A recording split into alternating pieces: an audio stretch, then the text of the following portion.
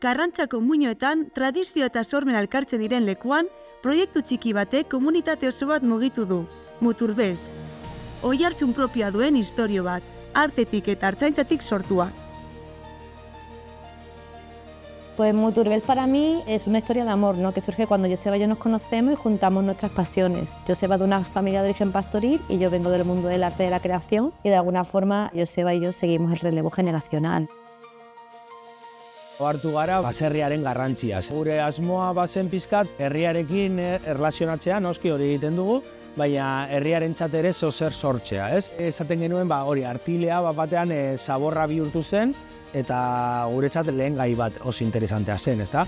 Eta orduan lanketa horren atzean erabaki genuen artileari buelta bat ematea, ez?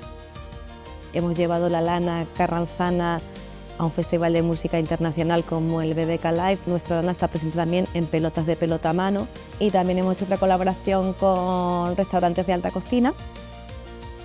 Tenemos detrás una comunidad muy grande, ¿no? De mentes pensantes, ¿no? De pensar qué es la lana o qué es la oveja, ¿no? Desde muy diferentes ámbitos, tanto desde la música, desde lo sonoro, desde el pensamiento, desde la crítica, ¿no? Entonces, lo más bonito es esa comunidad viva que tenemos, ¿no? Detrás de Muturbeltz. Tradizio berrasmatzeko ausardia, komunitatea eraikitzeko indarra eta maitasunetik sortutako bidea. Horregatik eta egin duzuen lanagatik, zorionak Muturbeltz, merezitako saria.